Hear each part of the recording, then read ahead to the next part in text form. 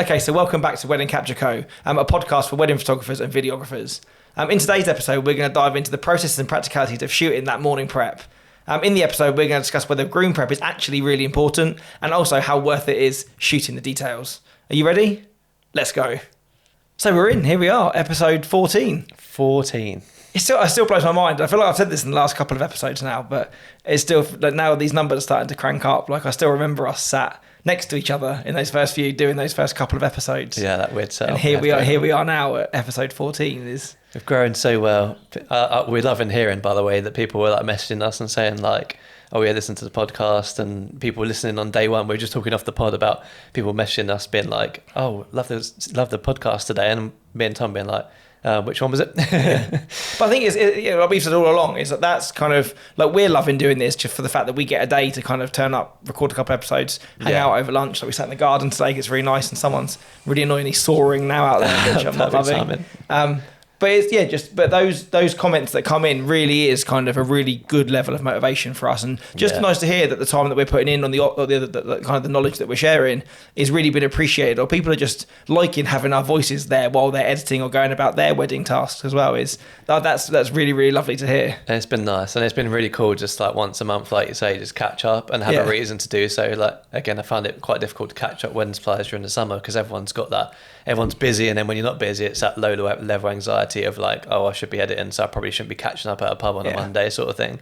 But like, we're sort of forcing ourselves to come, and it just makes it like a bit more like, it takes you away from that editing and that constant grind, doesn't it? But I know, obviously, we said in the last episode, I shot wedding back to back this weekend, and my editing pile is looking pretty stacked up at the moment. But if I was to have the day off, I would feel pretty kind of like, say, guilty, or kind of, I shouldn't be doing that to go and do this, or say to go and see a friend. But like, kind of, you block it out. No, today's podcast day in the diary. Yeah. You're still working, aren't you? Although that is it. It doesn't I still feel like it. Not at all. But you still kind of book it out in the same way that I'd book out a shoot or book out a client call or something. So the time's dedicated, and you still feel that you're putting something in. Yeah, definitely. And so with that.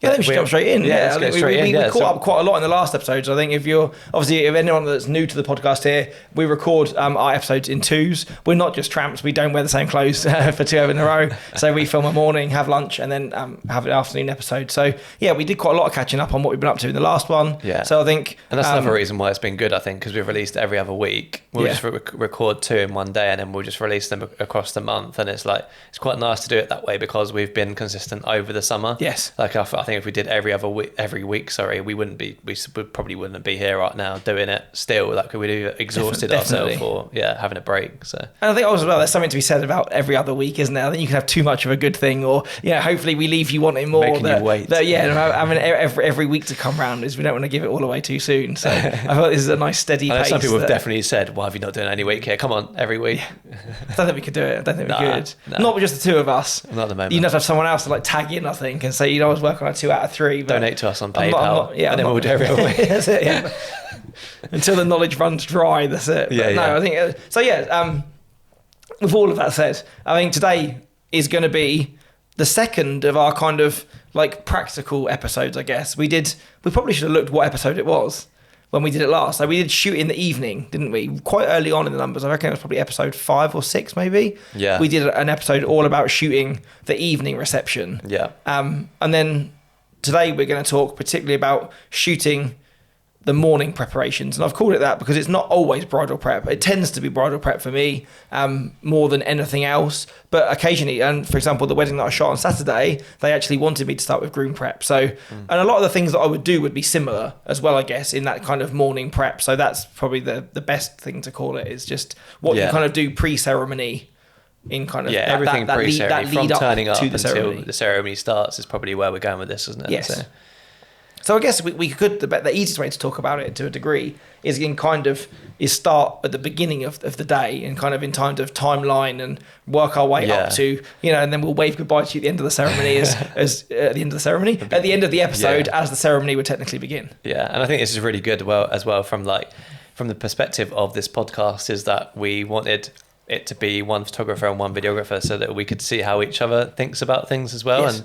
And for the photographers listening out there, you might get a new perspective about how videographers look at the prep, and again, for videographers, you might get, like listening to Tom, you might get an idea of how photographers look at the prep in the morning, sort of thing. Yeah, and I think a lot of the skills in some of the things we're going to talk about, particularly with kind of positioning and lighting and stuff, is that a lot of that's transferable, and those skills are just as handy whether you're shooting stills or video. So hopefully there'll be something in there from you that you can try at your next wedding, and hopefully it makes a little bit of a difference. I think a theme is that the skills are transferable, but the focus is different, at least in our case anyway. But and prep, I think, is a particularly good one when it comes to that, because sometimes they can be quite still moments, or particularly when we talk about photographing details and things. That's becoming, I think, photographing details is becoming a lot more. You're seeing a lot more of that on Instagram now, and it's becoming a lot more prevalent or important in stills. Where I know that you've got in the notes that details aren't something for you that you particularly rush to do. To do loads of. Yeah, exactly. Yeah, we'll get into it, but I only really do them when the photographer like does them in front of me. And was like, oh, do you want to? But I won't make an effort to be like, oh, where's your perfume and where's your shoes and all that. Like, if it's there, I'll do it. But yeah. It's great because again, it's in terms of narrative, isn't it? That thing we spoke about, time and time again, is where if I'm building a gallery, I kind of need all of the hits along the way. Where you're building a film, so something which is quite static is not going to take up. It's not going to be that engaging to create that much real estate in a movie. It's interesting. But so in terms of right at the very beginning of the day, whether we're going to a hotel then onto a church, or a house and then on somewhere else, or you're doing a purely single venue wedding where you'd go somewhere and then stay there all day, in terms of kind of when does that day begin for you? So I would normally start 3 hours before the ceremony, and that's what you mean, right? So we standardly start 3 hours before the ceremony. If I'm on my own, I'll get there a bit earlier to capture some venue shots or something without having chatted so I won't go there straight to the bride and have a chat. I'll go there, get some venue shots and that, and then I'll go and have a chat afterwards, because then I sort of feel like I'm off the clock, I can relax, I can get my shots. Whereas if I've gone and said hello half an hour early, they're sort of expecting me to be there and present. So so 3 hours for me is enough time that I don't feel sort of rushed in doing anything.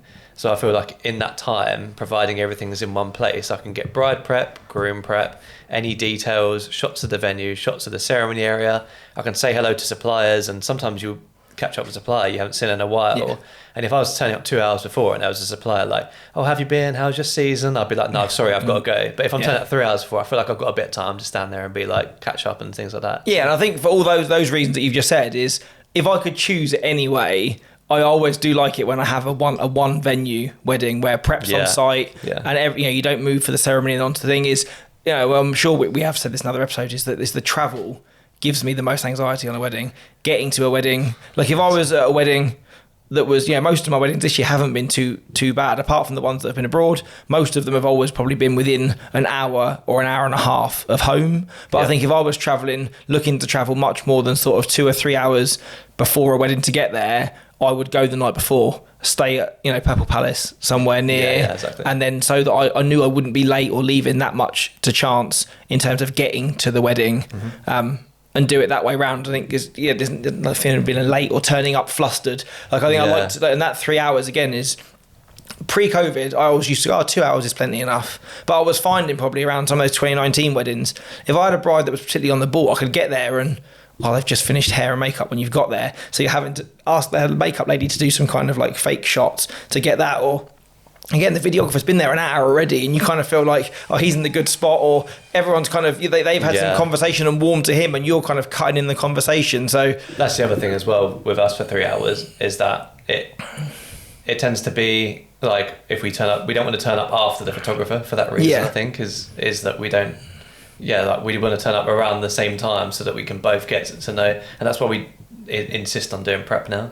Is because I think I would as well. I know that like a lot of people, when I probably in the early days of my career, you'd look at a half day. People would always say, I'll start at the ceremony and then finish a bit later in the evening. But I think now, not so much for the photographs that you take, but in that terms of kind of bedding yourself in, becoming familiar, or them becoming familiar with you and desensitized to just keep looking at the camera when you first turn up and stuff. Yeah. Having that, I would almost kind of insist that even if I didn't do the full 3 hours of prep on a shorter day, I'd still want to get there half an hour before the ceremony, just so I'm kind of around and people have got used to the camera before the ceremony starts. Yeah, because you don't want to turn up and everyone's like, oh, suddenly there's a photographer here in your face. Out of nowhere, yeah. So I think that's, who are they? And in terms of being there for that really helps. And so I started doing 3 hours.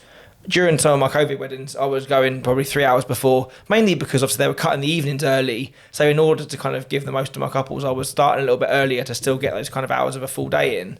And I found that even just that extra hour in the morning, I just felt so much less rushed and stressed that, if mum wants to fuss and make you a cup of tea or have a chat about this or whatever, you've got time to spend and do that because you're not thinking, well, she's been dressed in 10 minutes. Yeah. Or again, if you're at a venue, you want to wander off and, go and fly the drone to get some venue shots or just to go and see how the ceremony space is coming together. You're not dipping out of that and missing something else there because you can kind of do all those things. Yeah, you've got time for that. And I think... Yeah. I always feel that sets the mood for the rest of the day as well, is that if you rush in and you're rushed and you come in like an absolute tornado. You come in like, where's your details? Yeah, where's this? Where's that? Yeah. No. And they've had a really lovely chilled morning, like listening to music, getting their hair done, drinking their champagne, and say you come like a tornado through the bridal prep. I need this, I need that, getting you dressed now. Where's Dad? They're like, he's a dick. You can kind of spread out if you've got that time as well. Like we'd tend to spread things out. We'd be like, hello, how you doing? Everything like that. And then we'd be like, they're like, do you want anything from us? Be like, no. And then like half an hour later, where's the dress? So it's not coming in and being like, where's the dress? Yeah, you get that perception of kind of just being more chilled out. And that sets the mood then. Especially, I know that both of us kind of operate in a much more kind of relaxed, kind of, laid back, informal kind of approach, is that it sets that tone as well with still getting everything else that you need. And I find a lot less flustered during the day if I do get there and have that kind of time for everything to happen. It doesn't always go. Sometimes other things run over and make you late. But at least you feel that you've been there and you've seen that coming. Like if you wander into a bridal prep at the last minute and hair's running an hour behind, you've got absolutely no visibility on that at all. And so then you're panicked, they're panicked, and it just makes the whole day kind of, that vibe that we talk about is gone, isn't it? Because the bride's in prime panic mode of, I'm not going to be ready in time. And then I've got a whole section about this because this has been a pain point for us this year, is just people being late. And it really, really affects the video and the what gets captured, basically, based on the way we work and how we need to get to the ceremony area and that. But we'll get to that once we get to a bit later in the morning. I just wanted to give my opinion on the whole prep in houses. I really try and avoid prep in houses where possible. Fair enough, it's up to the bride and groom where they get ready, but I do think it's just it never seems as good. Like, a lot of the time, I don't really think it adds to the story. Like there are times where, like you've mentioned before, that you find that you go to the fridge magnet, see the calendar, and you'll get those small little things about their house that makes it a more personal gallery to them. But I think for the most part, it's it just doesn't work out. Like they haven't cleaned a certain part of the room, or it's very, very central to who this couple are. Like I did one where they were renovating the house and they hadn't cleaned it, and it was just like a whole mess, and it was really like it was hard not to get anything in the background. So we were shooting everything at 1.4 because I could have gone in there and like moved everything, but I'd have been there forever. So we had to really be very specific about what we were filming.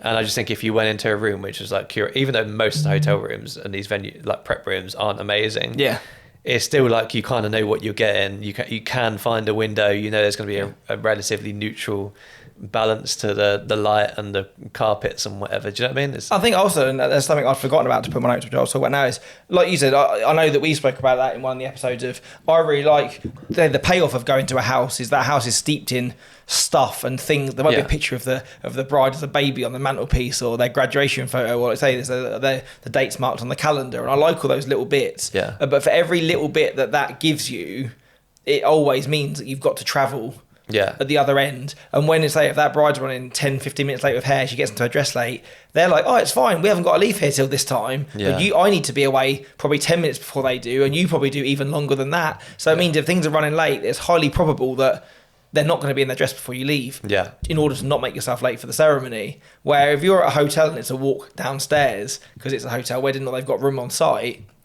it's a lot easier than that. Yeah, and it feels like it's less stressful on their end and your end as well. Definitely, and I've found, you know, kind of moving into like shooting details and stuff, is that if you're in a hotel and it's like a chain hotel, for the most part, every hotel room on your floor will look the same.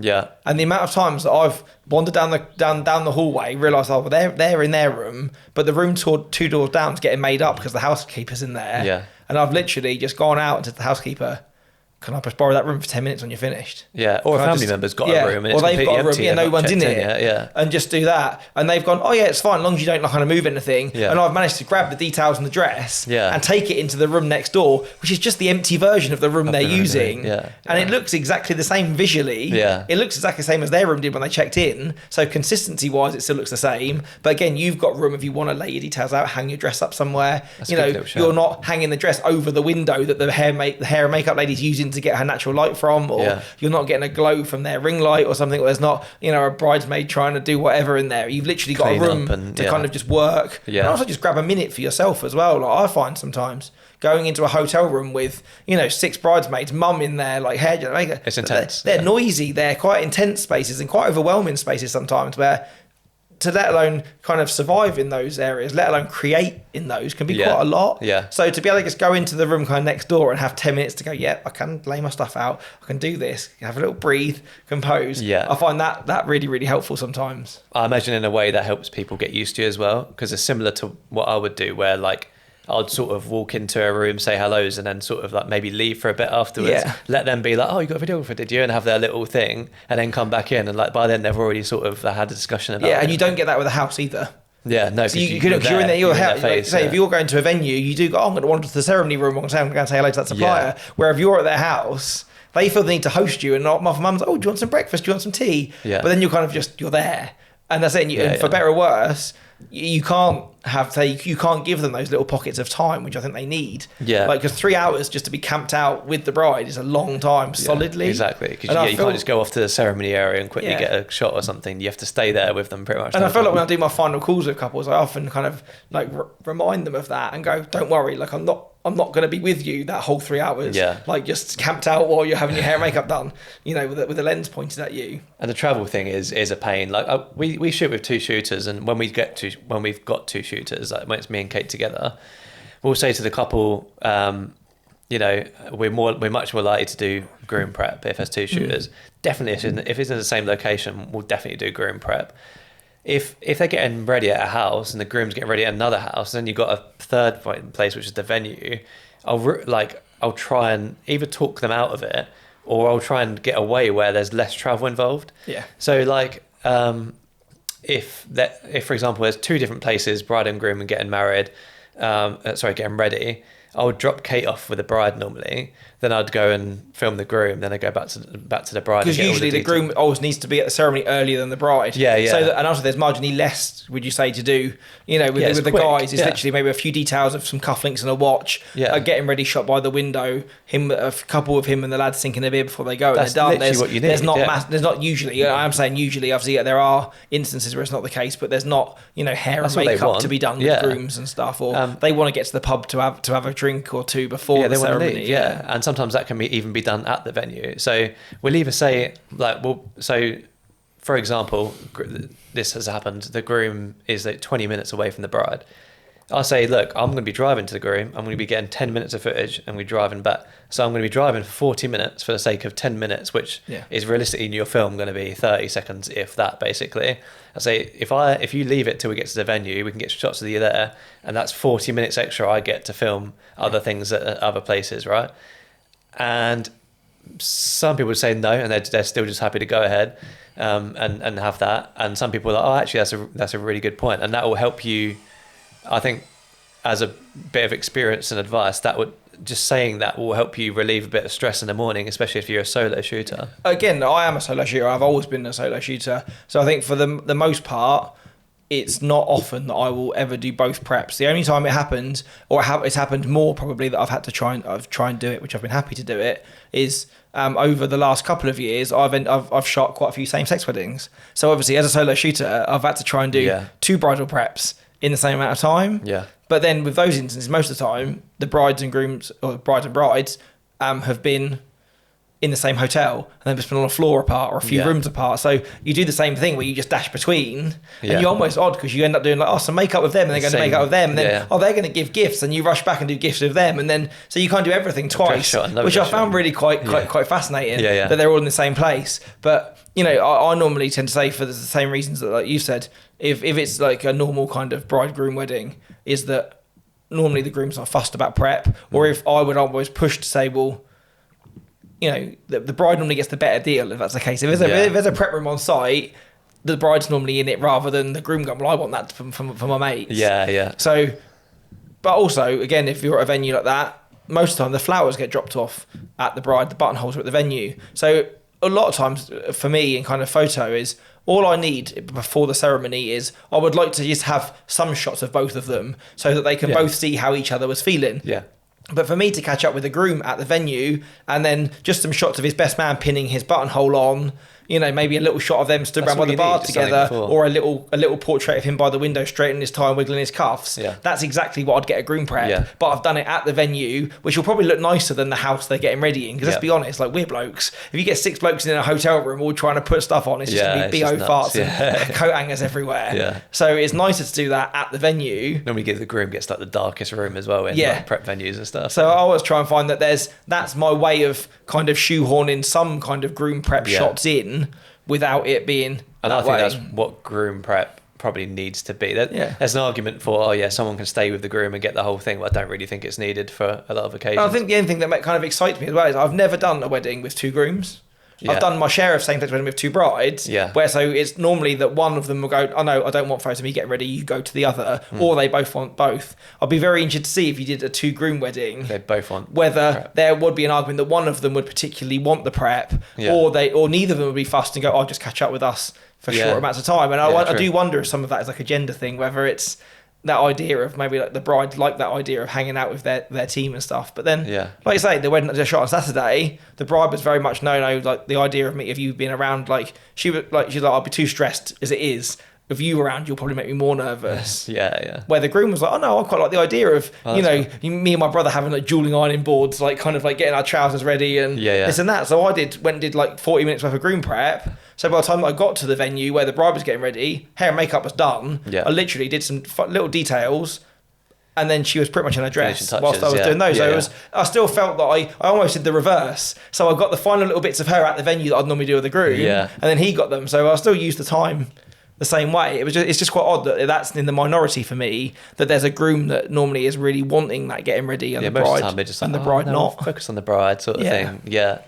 I'm not completely against. I actually really enjoy getting some sort of groom prep.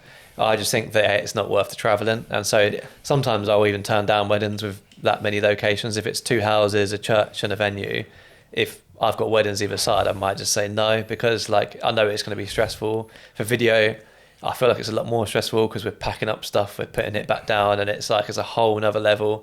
And I just sometimes I'm just like, do you know what? No, I'm not doing that.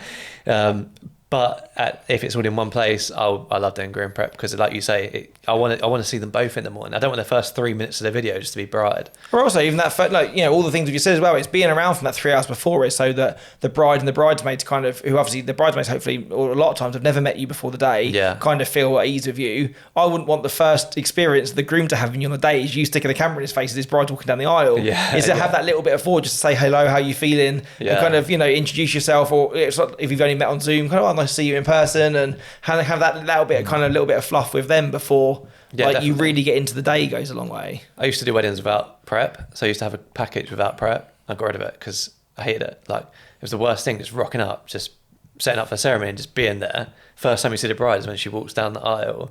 Afterwards, you have to be like, "Oh, congratulations! Like, Yeah. nice to meet you." And it's all really like, awkward, so yeah. strange. And then I by think then, the photographer already has a well good relationship with everyone because they've done all the prep in the morning, and I have none. And you feel like you're pushed out to the edges so already. pushed out. Yeah. I As think someone it's, who's quite it's okay introverted to be selfish yeah. as well, isn't it? Yeah, to yeah. go, I need that for me to feel involved, and that 2 hours I'm spending in the morning will definitely pay me back for the other 8 hours of the day. That it's Yeah. worth wanting to do that. Definitely. So with photography, like there's a lot of focus on detail and stuff, right? So what would you do in terms of detail when you? So what I always tend to do is I'll always arrive my 3 hours before, and probably for that first 10 minutes that I'm there, I'll never walk into a room even if I've shot the venue first with my cameras out, I'll always make sure my cameras are back in my bags. When I walk in, I'm walking as human Tom, who can come in, kind of shake hands, hug, say hello to everybody, rather than literally as soon as the person opens the door, the camera's there. You know, so you kind of introduce yourself as a human. Once I get in, it all depends what's going on at that moment. Like if I go in and the bride is in hair, we'll have a little chat first, and then I'll try and grab her on the changeover between hair and makeup, so that I haven't got to stop what the hair lady's doing for her to gather her stuff for me. Yeah. So I'm like, oh, while you're up, can you just go and get me your shoes, your perfume, your jewellery, or whatever? Or if she's not even started hair and makeup yet, I'll say to her probably fairly soon after those kind of pleasantries are exchanged, oh, before you get into something else, now's a good time, can you just literally get the box of your shoes in it, stick your perfume in it, any jewellery that you're not already wearing or you'd like photographed, if you've got, I'm finding more and more now people have bought an invite with them and they want that kind of laid out with the kind of detail shots. The flowers. Yeah, an invite is becoming a thing. That's very much this year as well. I've never had it before. I think this year I've had 3 or 4, but they've gone, oh, well, I've brought our save a date and I've brought the invite. I'd like that as a kind of like a flat lay with my details. Quite a Pinteresty thing, that, I think. I think so, yeah. I wonder if it's a more American influence that's now. Yeah, I think it must which be. I quite like. It's good. I really like it. In terms of using those in the gallery for like opening slides and stuff, because it's got their names on it in a nice font and stuff like that. Most people have an invite, whereas sometimes you'll be like, you got your details, no jewellery, no nothing, and he's like, kind of like, oh, okay, just get shot of your flowers. Yeah, it can be a really, or sometimes like, if you have like a bride with kind of a sorry looking like silk bouquet, and then like some kind of shoes that they've not bought just for the day and they're kind of a bit scuffed and a bit kind of like warped, it can be a bit of a sorry shot. But at the same time, I do really like, for someone that does very little setup stuff, that's probably one of the most setup things that I do of the day. Is I do tend to wander the venue with, or the house at least, with kind of the shoebox under my arm with stuff balanced on it, and then try and find like a puddle of light somewhere, or get a chair or a stool. Yeah, chair's always good. In a hotel, for me, a classic is the bedside table. Just take the phone off of it and chuck it on the bed. I know for video it's probably really bad because of the white balance differences, but even I'll sometimes, if they've got like a cool looking lamp, just whack the lamp on, flowers and shoes up on the bedside table, and I like that warm glow that... for me it's a bit of a get out of jail. If you're in a hotel room with one window...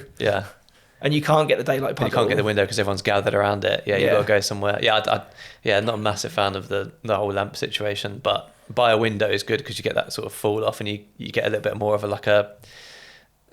part of it's quite nice and bright, and then it goes into a bit of darkness, and I like that sort of texture for detail. You're almost building an atmosphere, aren't you? That's that real direct light that you can kind of put the flowers in it, and because they're not a smooth surface, certain flowers pop more than others, and you're creating something quite dynamic, definitely, quite easily. So I'll do that, and so quite often I say on a chair or a stool or move it around, and then also, but for the dress, I don't always photograph the dress. I know you were saying at the start that you don't always shoot details unless someone's laid it out, but for me I think sometimes that can be even more difficult than finding somewhere to so I was going to talk about this as well. The dress is often the hardest thing to find a place for, right? So specifically, again, in houses, there's not very many places to put it where it's going to look good, and so you might as well just not take it. Like sometimes I feel like it may be a bit easier for photographers to find a spot because you can turn the camera around and do portraits. Whereas I feel like I've got to find somewhere where all of the left side and all the right side has to be clear or good frame, whereas you can just find somewhere where the vertical frame is good. But very much still, if there's no point, if you can't find a good spot, there's no point in taking it, I don't think. And still, for me as well, I think all of what I want to do is try and make something engaging, but something which looks good. And a lot of times, the easiest place to hang a dress is on the curtain rod in front of a window. And for the same reason, like we were speaking about this at lunchtime, about people wanting to take photos of you on their iPhone, and they also think the best place to stand is with their back to the sun against the door. If you're trying to hang a dress over the only light source in the room, unless that dress really is a killer silhouette or is like super lacy and the light comes through you've got this bright room where it reflects. It's just not an interesting shot. And sometimes I think unless I've got, like again, you're at like a barn venue where they've got a really cool like bridal setup, or I've got that nice or a separate whole room, or say the high hooks or somewhere that you can do that.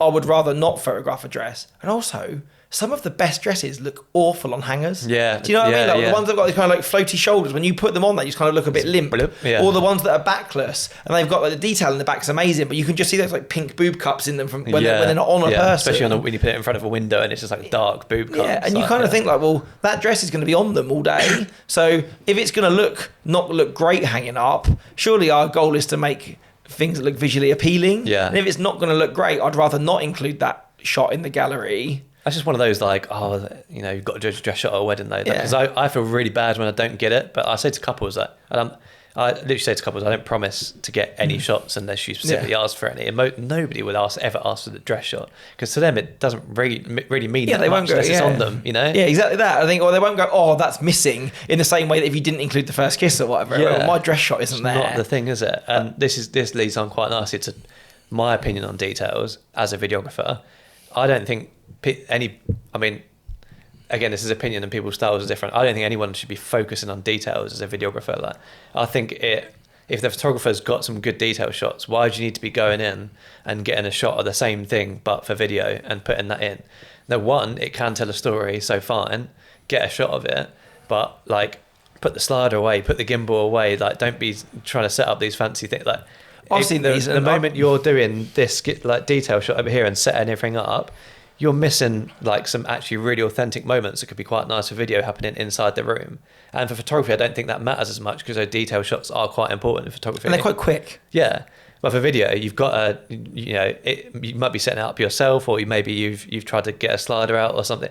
It's just a whole thing. And I feel like you should be focusing on the movement that's happening inside while the photographer is getting those bits, personally. But I think that's a very good way. And I think it was even last night, I was on Instagram and it came up on these reels, like how to get an epic ring shot at a wedding. And it was like them spraying some water on a table and like spinning the rings. So as you paid through it, they're like spiral down together. And it's like, yeah, in the finished shot of that, it looks really cool. Yeah. But it's like, unless you're using that for like a set transition, or I would still have the fear that I'm going to spin that ring, it's going to ping off under the bed or something. Or, you know, there's a lot of the things in those. The reason that I photograph details is a lot of those things are quite precious objects to the couple. It could be like, you know, like a grandma's handkerchief or whatever, or there's, you know, like a ring that's been inherited that there's something borrowed for the day, that you're kind of almost pedestaling those images or those things rather than in video looking for movement in them. And like, trying to make it something it's not. Surely the better shot is the bride putting the bracelet on or the earrings in rather than laid on a surface for video anyway, I'm guessing. Yeah, and it takes so much time. Like, to do something like that and set up that shot with the spinny thing and then spin in the ring, and then you've got to put the spray and probably light it in a way that the spray is visible and things like that. Like, that's probably taken even if that takes 10 minutes, that's too long that you're spending on a detail shot, in my opinion. So, and having the space to do so, the level of everything lining up. And I guarantee that person from that reel, that couple, would missed out on like some really nice moments there. Almost 100%. Yeah, I would say so. Yeah. So I never really focus on detail. Like, I just say to photographers, look, if you're doing it, I'll quickly get a shot of it. If you're not, I'm not going to bother, probably. And I think at this point as well, before we move on talking about details, is I want to share a story now, because for me and Chris, probably one of the first times we worked together, like we had an incident, and it's not an incident, a very close shave with a dress, shall we say. Yeah. And this is the reason now that I don't move dresses. Or I'm very anxious to move dresses, particularly out of the vicinity. It definitely gave me a kick, to be fair. out of the you know, like you see those shots of people like hanging dresses on trees in like outdoor venues, or like from the gate, or I used to take before that. I used to take the dress outside. I'd be hanging it from trees. I'd be like going everywhere. I think like the scope of stuff for that to go wrong. Yeah. If it doesn't work, like, the level of disaster would give me the fear. But anyway, this one all worked well in the end, but it was very, very close shave, should we say. So we were working at a hotel venue where they have kind of 2 levels of rooms, don't they? Yep. And there was like kind of almost like a landing that you could look through. There was kind of like gaps. With some stairs down, but he has a bit of balcony, wasn't there? And you could look down and you could see the rooms below or the corridor below. And so we were in the upstairs room, and we decided, I'm not laying blame on you, but we decided that there was nowhere in that room to photograph the dress sufficiently. And because this corridor was kind of wide, with like corridor each side and like these bits in the middle, we could hang the dress over one of these landings with the window light coming through from like the roof. It would look really ethereal, really cool, and super symmetrical. So we move the dress, hang it up there. You're taller than me. You lean in, put it over. Yeah, that looks straight. I managed to get my stills. You start to do yours. And then with that, we hear the door go downstairs, and then looked over, and the groom had walked in with his dad, because his dad's room was on the below floor. He just walks right underneath the dress. And literally, I remember looking at you like, why does my eyes go? And literally like going, do not say a word, because if we'd have made a noise, if you talk, he's looking up. He'd have looked up, and then his wife's dress that he'd not seen and was a massive surprise would have been hanging right above him. So literally, me and Chris just took a step back, stayed deadly silent, which for someone that talks as much as I do is a really hard thing. And watch the dad or his dad and the groom walked straight underneath his wife's dress having this conversation about whatever was going on, like their kid's nappy or whatever, because they were looking after him in the morning, and then went into their room. And I don't think I've ever had such a loud sigh of relief in my life. It's so tough, isn't it? And like you say, that now that's made me think of like, oh no, I need to be more careful with that. But, so there's a few times where I've taken the dress out since then, but I'll make sure now to get someone like a bridesmaid with me to stand wherever the people are going to be. I think that's the lesson learned from that. But yeah, I don't take them outside anymore. I think in one more kind of funny confession as well, the only other thing that I've done like that once, which was really funny, is, well, it was funny. It wasn't funny at the time, but I laugh now. Is I shot a wedding for a couple who had they got ready at her mum and dad's house, and the house was really lovely, and it was so lovely in the fact that their house was double fronted, and in the front window they had like a study or like a snug. Yeah. So you walked in, it had like a wall of books, like all books, and a big yellow wingback chair in the window. Yeah. So I was, the light coming through the windows onto the yellow chair. It looks so nice. With all the books behind, looks so like kind of dramatic. So I went and gathered all the details, got her veil, laid it down the back of the wingback chair, put the flowers in, the rest of it, taking these really cool photos, the lights hitting the yellow, the colours popping. The maid of honour comes in and was like, oh, what are you doing? What have you used the chair for? You can't use that chair. That's whoever's chair. And I was like, what have I done? It turns out that the mum and dad own a black Labrador. And he sits in this yellow wingback chair and looks out the window. And obviously he'd gone to like doggy daycare because the bride was getting ready there. We lifted this veil up and the underside of the veil was covered in long black dog hair. Oh, no. And she was like, the bride can't see this, the bride can't see this. And we had to get a lint roller and lint roll the absolute hell out of this veil. I couldn't see on the edge. I put it on. I was so bamboozled by this cool light and these books and stuff that we had to literally lint roll the life out of this veil. Never told the bride. So funny. She didn't notice. But it's a secret that me and this maid of honour are going to carry to the grave. And again, all was well. But I love the little things where you just like, I'm just not going to say anything. It's like, just don't say anything. It's fine. It's not worth it. And that was probably a good few years ago, probably a similar amount of time to maybe when the dress happened. And it's only on Saturday I smashed one of the decorations and they went, oh yeah, so I feel like we've gone off prep now straight into confessions. There's only a few episodes ago I was talking about smashing a load of Yes, you walked backwards into the Prosecco glasses, No, this time I knocked over some of the ceremony decorations.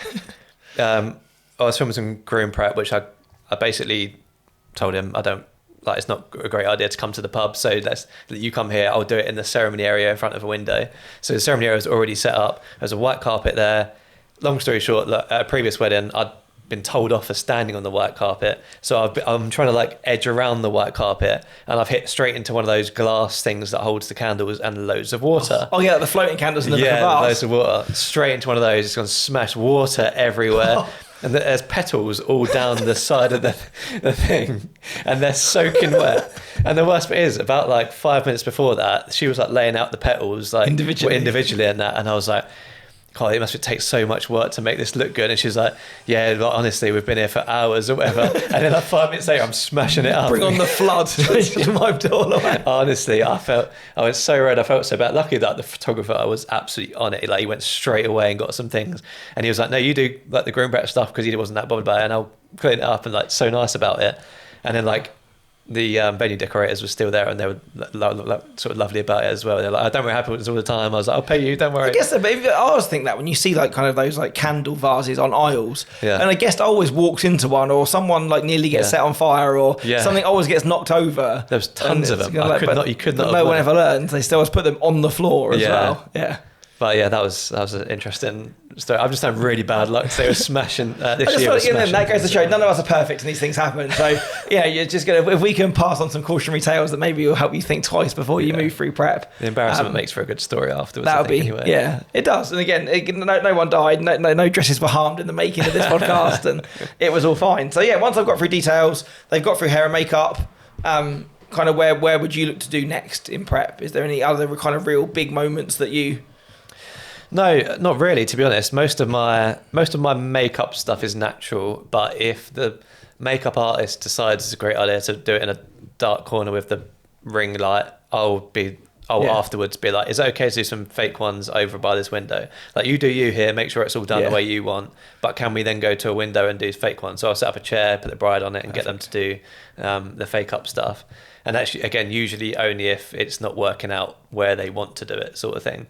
Other than that, we don't really set anything up. Like, you've got the like the gown shot, which some people want, which I understand. And like sometimes if the photographer's more of a stationary sort of vibe, then and like to say smile at the camera, then we'll chime in and be like, oh, now look at each other, do a cheers, whatever. Because I think people's natural reaction when a photographer does do a cheers is they'll just stare at the camera and go cheers. And like me and Kate just like, no, that doesn't work. Can we just get you just looking at each other and cheers with each other as if, just imagine we're not here, just stand in the line. I love them. It's amazing how people do normal things, like they're perfectly fine until they think there's been a photo involved and they just like lose the ability to be a human. Yeah, they go full like Barbie doll face, just like smiling just at the camera while doing a cheers. And it's like, no, this is not working. Just so every now and then we'll chime in with that.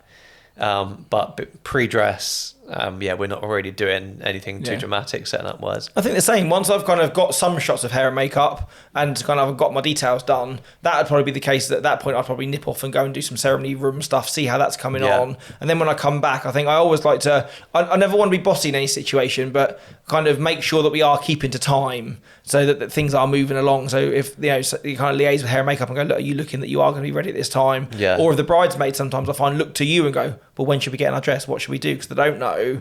I'll kind of then go, because I've hopefully taken a photo of the dress, go, oh, well, I've seen the dress. The dress is a corset back. I know a corset back takes longer to get into than that. So you probably want to start to get into your dresses at this time, so then that the bride can get into hers at this time. And that will still give me enough time to do, kind of photos and reveals before your interview. And they kind of look and go, okay, like they're almost looking for somebody with a plan. Because a lot of times you've liaised with the bride about schedule, but they've not been included in that. So it's quite nice to kind of have some, just kind of let them know that you're kind of thinking of them or knowing where you need to be, rather than going, you should have been in your dress 10 minutes ago, why aren't you? Like, see that coming from half an hour off. Definitely. And go, well, maybe, if you need to do this, maybe get that done now.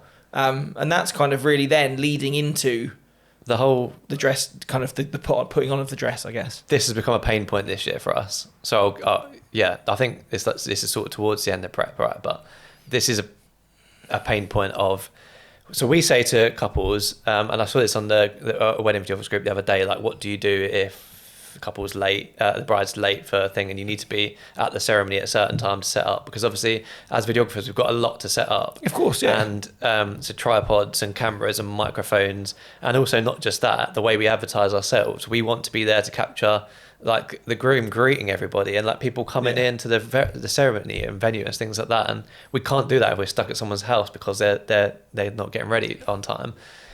So we'll say in the pre-wedding call, we set a cut-off point of half an hour before. We need to be at the ceremony half an hour before the ceremony starts. Now, does it take us half an hour to set up? Probably not, right? But like setting that cut-off point gives, in our sort of minds, gives them that target. Like everything needs to be done, getting in the dress, reactions, any shots by a window that you want in your dress and flat with flowers or anything, that all needs to be done in time so that we can get to the ceremony area at half an hour before the ceremony, so we can set up and get shots of your guests and stuff. And we say, if you're any later than that, we are going to miss it. And this year it's been such a difficulty to try and to get, I don't know what it is, whether it's, I think it's partially other suppliers don't really understand what we need. And so like for example, like a hairstylist or a makeup artist might schedule the makeup to finish like 40 minutes before the ceremony or something, and that's way too late for them to then get in it. And for them that's fine because they can get in a dress and it's happy days, but they don't understand what we need to do, and that's not their fault. But sometimes it's just the bride's ready an hour early and she's just like, I can relax now, and it's becoming a real pain point. So while we set that half an hour thing, if we're like at a venue where everything's happening in one place, we might not like obviously enforce it. We might be like, oh, do you know what, Kate, you go and like set up for the ceremony, I'll stay here and get like the reaction and stuff. But they just won't get like the cross shoot in between the bride's reaction and the father. They'll just get like one over the shoulder thing or something, and that's fine. But sometimes it's not possible to do that, and more this year more than ever, we've had to just be like, you're too late, I'm sorry, like, we can't get anything of you in your dress. And it's only that point where they're like, oh no, like so sad. And it's like, we told you before the call, it's in the contract. We've told you multiple times this morning. Like, how could you just been knocking about? And I know that it's a wedding and these things happen, but I feel annoyed and frustrated because I've set all the expectations and I want you to have the best film possible. and you're annoyed and frustrated because you've hired a videographer who's not there to capture a thing that you think is important. But I think at the same time, maybe it's like you've done. That's the biggest probably thing I think you need to do is set those expectations early enough so that you've laid it out and you couldn't be playing that that's when that needs to happen. So that when the schedules are being made for hair and makeup and the rest of it, they can go, oh no, my videographer needs this. Yeah. You know, in my ceremonies this time, this is the time I need to be ready. And I do find that often the people that are latest are the ones where they get ready at the venue, because if you're getting ready at home, the car's going to be there and they're very adamant of like, we need to leave driver comes at in, this time, we need to leave. Where if it's at the venue, they're like, oh, I've only got to walk down the stairs and I'm there. Definitely. I can literally I can be ready at the time the ceremony starts, because they've not even thought about the fact they have to be interviewed by a registrar or someone's going to get them, and the rest of it is very much like, oh, I can be ready, bang on, and don't factor that in despite what you tell them. Or also, I was saying this to the coordinator for the wedding I was at yesterday, my wedding yesterday was 12:30, so they couldn't get into the venue till 9:30. So he kept popping by going, are they on time, they're on time, they're on time. And they were, immaculately, and she was ready early if anything. Yeah. And he was like, this never happens at a 3:00 ceremony. Yeah. And it's true, because everyone gets there still at 9:30 and goes, oh, we've got ages, we've got 6 hours, So no one does anything in that much of a kind of, they don't rush about keeping to time. Oh, we lose 10 minutes here, we lose 5 minutes there, it's fine. Yeah. And before you know it, you're in that last hour and stuff's not been done. Yeah. Where if you're an earlier ceremony, sometimes they're like, no, this needs, we can't afford They've woken up early and they're smashing literally, out. it's back to back. Yeah, especially when you've got like loads of bridesmaids or something, they all need to get their makeup done. They're been up at 5 a.m, haven't they? Exactly that, yeah, but they're very aware they can't be late because that ceremony is so early. And sometimes I think it's lovely to be at a venue because it means you haven't got to then get in the car and drive somewhere, or you could set up the ceremony stuff in that little lull between hair and makeup and then go back for the dress. Sometimes it's the very thing which makes it good also is the thing which makes that problem in the first place. Yeah, definitely. And I just feel like it's really sad that this year we've had to do that more often than we'd like. And we are a 2-person team, but we're a 2-person team who we say to the couple, like, in the morning, for those important bits, we want to be together. Yeah. For like father bride reaction, we want to be together so we can get 2 really cool angles of that. And you know, obviously we've got 1 car, so it's multiple locations. I'm not going to leave Kate anywhere. Yeah, you can't. You know, because unless someone offers her a lift, which has never happened in the whole time we've been doing it, then I'm not leaving her there. We're going together, sort of thing. So we've had to do that more often than usual. But like I say, we've set expectations, and we have got it in the contract that like it does take us this long to set up. So if you want us to make sure that we capture the ceremony in the best way possible, then we need to be there at this time. And actually leads me quite nicely along to the wedding contract that I've got finally on the website that I'm talking to you about. Go forth and market this. Sell yourself. This episode is sponsored by me. And rightly so as well. So a few episodes ago, I mentioned that I was sort of changing my contract into something that I could sell to other videographers as essentially a videography contract template. I had it written by a solicitor in 2020 after some just really horrible situations that had happened, which made me think I need to define exactly what time I need to do this, exactly what night time that needs to happen. I need to define that people need to tell me before the speeches are going to start, or you know, and exactly what uncut ceremony means. Does it mean from the moment the first guest walks in, that kind of thing? So so it's that level of detail in there. So literally, there's no stone unturned. Yeah, because the biggest complaint I ever got, like the most intense complaint I ever got, was because someone thought the uncut ceremony was from the moment that first guest walks into the ceremony room until the moment the last guest leaves. So they wanted that. That's insane. Which is, it is insane, don't get me wrong. Yeah. But because I wasn't covered for that. Because you hadn't stated that in the contract. Yeah. So it's the details are very minute, and the solicitor did say to me, are you sure your clients are going to sign? Like, do you know what I mean? Like, but I was like, no, it literally just covers the expectations. I tell clients it's more like an FAQ. Like, oh, what happens if this happens? What happens if I'm overrun for this? And things like that. So we got written by a solicitor in 2020. He explained all of the points, all the legal bits that you might not understand. And it has covered it covers you for pretty much everything: equipment damage to you, feeling safe, you know, definitions of what you include in the packages and things like that. Anything like all your cancellation clauses. And there's a lot of thing going around. Oh, you can't charge for cancellation, or you can't, like, the stuff that he's written is stuff that he said the solicitor did say that it's down to the judge or whatever. Like different people will say different things are fair, but the cancellation policy that is included in this contract was deemed to be fair by the solicitor. Well, I think the biggest thing is, again, you've gone to a professional in this stuff and got that written in the best legal language to cover you for all of those things, where like a lot of people's contracts are still borrowed from somebody else's, or they're a real simple template, and leave a lot of room for interpretation for you to hone in on that yourself. Or it's a generic one, or it's a photography one Yeah. that's been sort of adapted, but this has been written from scratch to include everything that from years of experience and a couple of hundred weddings that I've had every single pain point of the and couple sadly going, probably a where's few this?" complaints that exactly. I know that probably some of the biggest things that have been added to my contract over the years are only when that's become an issue I've gone, I need to explain that some more. So if you've got those in the contract as well, if you're someone that's starting out in this world that you've not, hopefully, and you won't ever encounter some of the things that it covers you for, the fact that it is laid out in there but for couples to read and sign before they book you, that's got to be that's why it's an FAQ, because a lot of the time the couples won't think about certain things till afterwards. Like if they come back 2 years later and go, oh, can we have this footage? It's like, well, that's been deleted. For us, we tell them it gets deleted after 14 months, I think. It doesn't. Yeah. But like we don't want to just think, we don't have in to case back you had lost a everything up hard to us drive for- or whatever as exactly. well. Yeah. So we say we'll keep it backed up for 14 months, and after that, there's no guarantee that if you come back, it's going to be there, basically. But anyway, so I'm now selling this contract. It's all templated, so you can just search for company name and then replace all of the text with your company name, and you'd be done. Obviously, you want to read through it and make sure that all the points relate to you and that you agree with them and things like that. But it also comes with a guide that explains each point, what it means, what it covers you for, what it doesn't cover you for. And the solicitor offered a lot of advice in terms of like, a lot of things in a contract are subject to the approval of a judge, basically. Yes. Like if they took you to court for it, you would have to explain, why do you need to be let know 15 minutes before the speeches? Yeah. Like, is that but really you would a thing? know that as a working videographer. And Yeah. And also I think having the guide with it means then that if your clients ever push back on some issues or go, I don't understand the terminology behind this point, you've also got some leverage there to go, no, it just means this, because you don't want people to kind of scare people with it, but at the same time, they, on both sides, you need both to know that you're protected, and that is very clear about what you are going to deliver and how you're going to deliver that from both sides. And it's funny enough, like I haven't needed to refer anyone to the contract since that if you look at the contract, it actually says this. Like, I've never had to do that to a couple since I got it. But obviously before that, if I had that contract, I would have either that couple wouldn't have complained about the uncut ceremony and what it was, or I could have just directed them in that direction. So actually, it's been really helpful. It comes with a guide, explains every point. You can change it how you want to.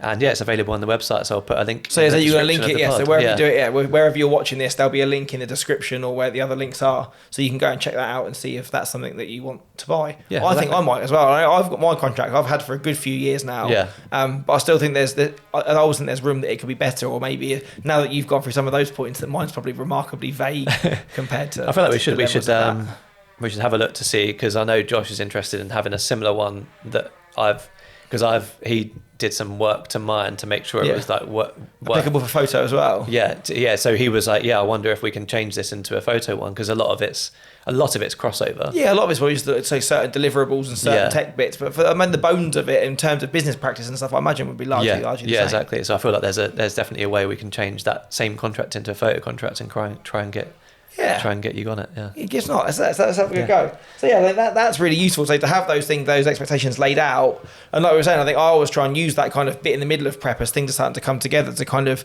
just kind of assert your kind of knowledge to kind of help things keep things on track. And I think the other thing that I do as well, which I've put in my note here, is I also make then what's essentially known as a crap corner. So all of like the bags from the dresses, or the odd bits, the open suitcases, like the holdall, like the Sainsbury's bag, which has got the snacks for the morning in it, and all that stuff is normally littered throughout the entire room. And I always try at that point then to go, okay, find me a corner that I'm not going to shoot at. So if the bride's getting ready in front of me, I'll stand with the crap corner behind me. Yeah. So if reactions happen, brides get in their dresses, no one's like open suitcase. So there's not like someone's underwear from when they've got changed just hung on the back of a chair, and try and spend 5 or 10 minutes then to just kind of scoop all that stuff up and get it pushed into one place. Or if there is like a second room, if you're getting ready like a suite type thing, shove it all in one room and shut the door on it, and then say, and almost you're doing the bride a favour. If she's getting her hair makeup done, you've made this space. When you've shot details, I always try and leave all the details together as she's given them to me, where I'd like her to get ready. So when they go, what am I going to do? I go, well, your dress is hanging up there, your shoes are there, your perfume's there. All you've got to do literally is walk into that space and get ready. It's a headspace thing for them as well, because once you've cleared the room, it's like the first thing you do normally when you walk into a room is the bride goes, "Oh, sorry, it's really messy. You're going to be able to do it," sort of thing. And it's like they're worried now that their photo is going to turn out. Yeah, and they always think then at that point the bridesmaids think you're great because you've helped them tidy up. Yeah, like you've made a good scene or you've set a scene in that space that they've had, because sometimes they can be really lovely bridal suites at venues, and when they just get stuff littered with rubbish through them, they don't look that great. And you've turned up halfway through prep as well. They've been there for a couple of hours before you turned up, so they've already made it like there's already a half-eaten bagel on one side. Exactly, and it's surprising that there's those little things. Or so once you've made that scene, I always then at that point I always say, look, I don't need to watch you physically get into your dress, and I always make sure I have that kind of verbal with the bride or whoever's helping her into her dress. Is literally once that bride is in her dress and all the bits that I don't need to see her covered up, if you're lacing her into it, zipping it or whatever, someone yell me first to get me back in the room. This is another thing I'm having a problem with, like trying to get people to actually call you. Yeah, I've had a few issues where I've been stood in the corridor of a hotel room, and you can hear the bride and go, "Oh, yeah," and like kind of reacting and this and that. And when you open the door, they're fully dressed. They're zipped in. They go, "What do you want to do?" Yeah, and I go, but you can't stop that. I think I would still feel, particularly as a male, that if I was going to try and ride out that documentary approach of just being stood in the corner while they're getting dressed, I would still feel a little bit awkward about that. But it's like when you say, "Oh, like let me know before you get zipped up or whatever," and then you come in, they're zipped up, the veil's in, the necklace is on. Well, sometimes I have had a couple of instances where the bride's just gone, "I don't care if you stay." I've just been there again. I don't take any pictures of that. It's just you know that you are in the room then, or if there's a way that you can literally like hide in the bathroom or around the corner or something like that. I'd rather that than literally be. Where someone has to physically come and get me. I'd rather be within earshot so I can yell. So you can just turn around and get we're good to go. And they should rely on the fact that you are a professional and you're not literally standing there trying to get pictures of them naked or whatever. No. You're there because you need that moment. It's better that than be in the corridor completely out of the action, because you need to and someone might not understand, specifically a bridesmaid, why you need to be there to capture like that last bit.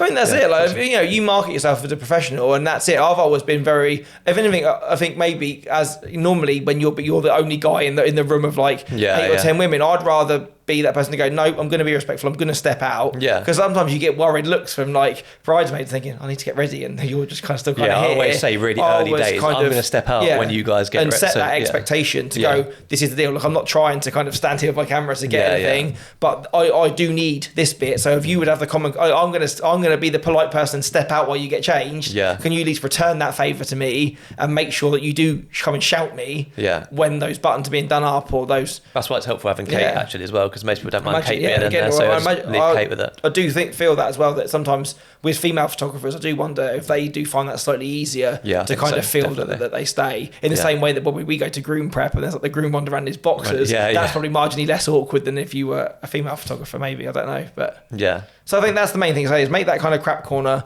have everything kind of shoved away, and then always try and say as well. And one thing that I always find that I often have to do is when I come back into that room and they're getting zipped up, is the window's there with the window light and they're facing away from it. And you kind of go, oh, can you literally just shimmy around so like the bride's facing the window, so you get that kind of like front lit kind of window shot while the zip's being done up. And then obviously I really try and push at that moment to try and do a window portrait as well. Same, if I've got time. That's like the last ditch thing for me. For window portraits, it's like if they're before the half an hour that I've said, I'll do the window portrait. If not, I won't, because I know the photographer probably has. I mean, that's kind of how it lines up for me. Is normally I'll say, oh, bride's going off normally with mum to get in the dress.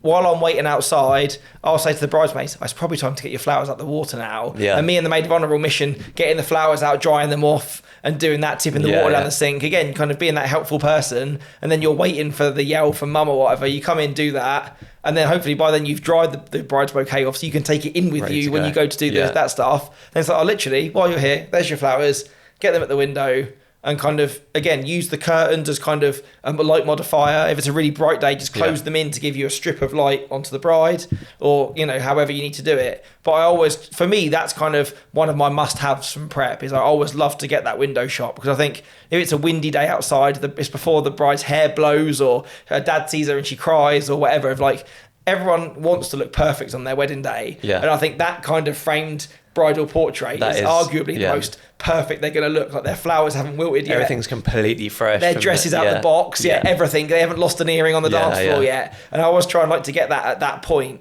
And sometimes I've even had brides where they've, particularly ones that maybe slightly less confident or more self-conscious, and you go, oh, you look amazing. And they're, oh, I'm not so sure. And because they've they've been shoved into their dress. They've had this done. They've probably barely had a chance to walk past a mirror. Yeah. And sometimes I've even said to the couples, "Oh, do you want to see?"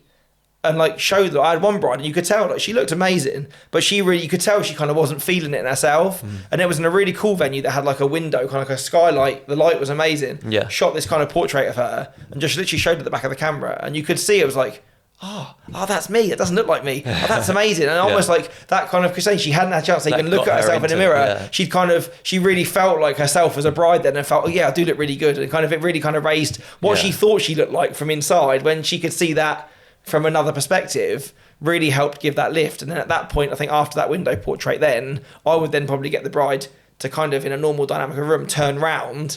So I've got the window behind me, bride in front of me, and hopefully the door in front of her. Yeah. So that if you want to yell in dads or yell in bridesmaids to do kind of reveals, as they walk through that door, then they've got the window light on their faces. Yeah. And I've got kind of the outline of a bride in my foreground to kind of tie that reaction to something. You know? Yeah. I think that's really good as a solo photographer to get like that shot is obviously the main thing. Yeah.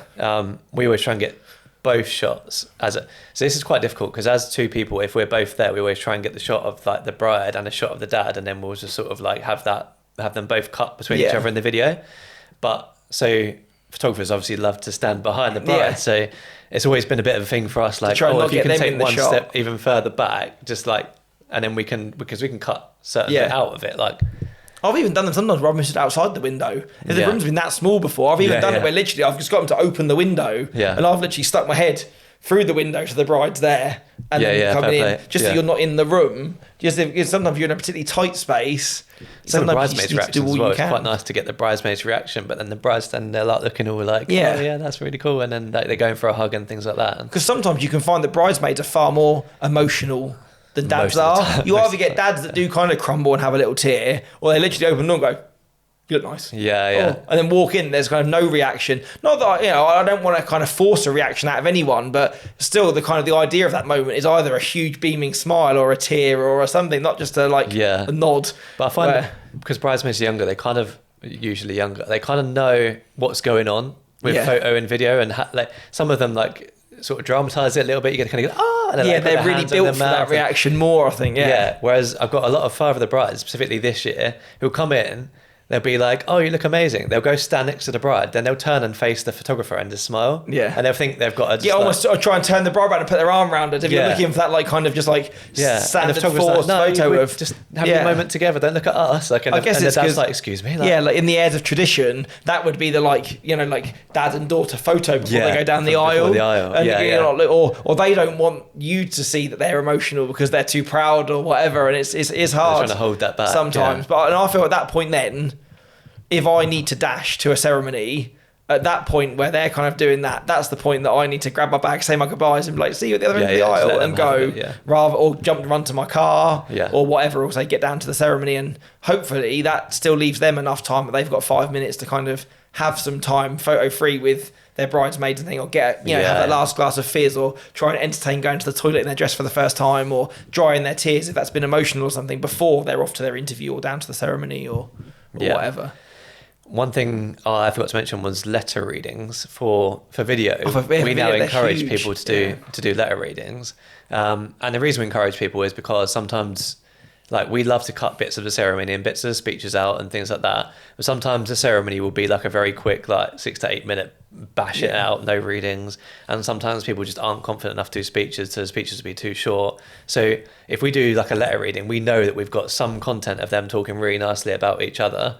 And not only is it a nice moment for them, and so we say to brides, like, your voice is not going to be in this film at all unless you do this letter reading, unless you're doing a speech or something, or their own vows, which a lot of people don't. Or your own vows, which of course there's vows and ring delivery and stuff, but we tend to skip that sort of stuff for the main films anyway. Like we might do the I do's, but like the bride's voice doesn't get a lot of a feature in a wedding film because of the traditional speeches. So we say, we recommend you do letters. We put it in our questionnaire, which gets sent out 6 weeks before. Like, you say, are you doing letters? And then we put in brackets recommended for video.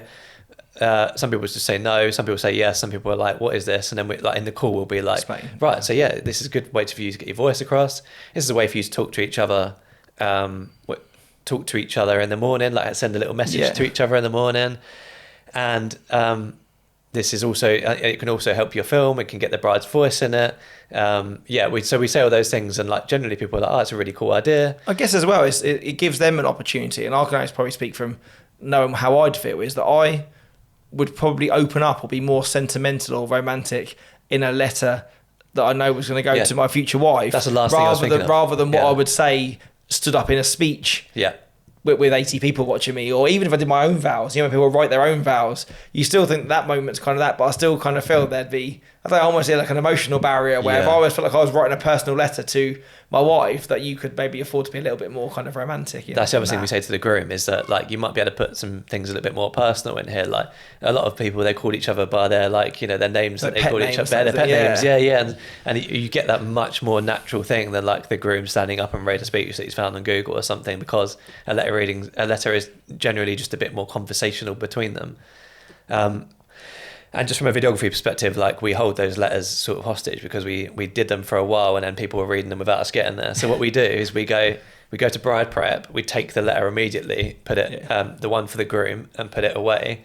So we say like keep hold of each other's cards so you can't read them, and we'll take them both. You're the messenger. The people who deliver it, so that it doesn't get read out. So I feel like that's been a really good technique for us. I did that at one of those same sex weddings I was talking about. They said that to me. They messaged me a few days before the wedding. I was like, oh look, we're staying over at the venue the night before. We've got gifts for like each other. We were thinking of doing them the night before, but then we realised you're not going to be there to kind of we'll kind of exchange them before we part ways type thing, more or less. We want the gifts, but you're not going to be there. We really want those reactions photographs. So I did the same thing. It was like, well, I'll come to each of you in the morning and kind of play messenger, so you will have that moment for it. And I think definitely that wedding was still the most emotional kind of one, where they were reading these letters and their bridesmaids were like hugging them, and kind of they were sobbing as they were reading it and stuff. And that was much more powerful than it would have been if it's just, it's gifts. Oh, but no, they're wearing the bracelet that their partner got them when the time you got there, or the card's just on the side, and I might get a photo of it like on the nightstand or whatever. Reactions are so important to that sort of thing. And whenever I get an inkling that like throughout the day that sort of continues, the whole like, if I think something's going to happen without me or whatever, I might just like sneakily do something. So with the speeches, for example, if I get a feeling that we're not set up properly, if I get a feeling that the venue are about to announce the speeches and we're still setting up, even though we've told them like we need time, I'll be like, can I just grab that microphone for something? They give it to me and then I'll just run away with it, and I'll just let Kate set up for a bit, and they'll be like looking around for the microphone.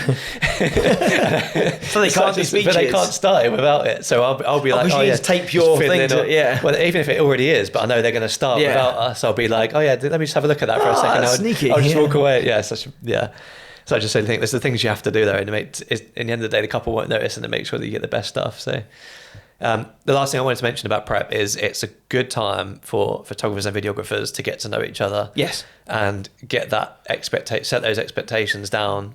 Particularly, in my opinion, I know you're not like this at all, but in my opinion, for videographers to chat to photographers about what they want. I don't know how many other videographers work in terms of how involved they get in the day, but we like to get involved in things like the bridal party shoots. We sometimes get involved in like between bits and the couple shoots, and we'll get involved in those bits like of the gowns in the morning and things like that. And then obviously there's been a pain point we've mentioned previously about the ceremony where the first kiss and where you're getting that from, and are our tripods in the way or whatever. So these days I've been going like, where do you want to get the first kiss from? Because wherever you get it from, we'll make sure that we move a tripod out of the way. That's a new thing that we're doing, to try and make sure, like, if they're shooting right down the aisle. And I think, the best thing about that is as well, is through all the things we've said, is at that time of the day, there are moments to have those conversations where you've got time. Yeah. So if you said, I need to be here, I would say, okay, well, go set your stuff up in the ceremony room. I need to go and photograph it anyway. So I'll pop along. I can get my wides before you put your tripods down of the ceremony space, and we can have a chat about it in that space, away from the bride sometimes, where we can kind of sort out the things that we need to do. In the same way that sometimes when a wedding coordinator appears at prep, if it's at the venue, and kind of goes, is everything okay? Do you need anything? And they'll more or less kind of beckon you over to talk timings at the day to make sure their day's going to run to time, that you've got the same timings that they have. I don't see why photographers and videographers can't do that then, when you've actually got time to have that conversation, rather than rock straight into ceremony. You do something to annoy each other and just think, well, I've spent 10 minutes having this chat. And the rest of prep. and the rest of the day just becomes a pain point, basically. Yeah, it can be preparation for us as well as preparation Yeah, I feel like you need to know how the other person works. If you rock up and expect the photographer to work around you, if you rock up thinking, oh yeah, I'm going to follow the couple the bride in with a gimbal as she walks down the aisle, and expect the photographer to be okay with that, like, you know, there's a very small chance they might be okay with it if you told them beforehand. Probably not. But you know what I mean? Like, but you've had chance to talk through that and work out a compromised solution, rather than you just barge in the way. That photographer hate you for the rest of the day, so he takes the couple off for a couple shoot without telling you, exactly. When you literally could have had this time, you know, again, by getting there that 3 hours early in the morning, you get the chance to meet those suppliers, have those conversations, and hopefully, as much as we were saying, like at the start of the conversation, is that you don't rush into that prep like a tornado, go, I need this, I need this, I need that. You've got time to kind of, just kind of make buddies, chat to that photographer. Same with the photographer as well. Like I would expect the photographer to try and be in tune with me as well, which, you know, is something that's quite important as well.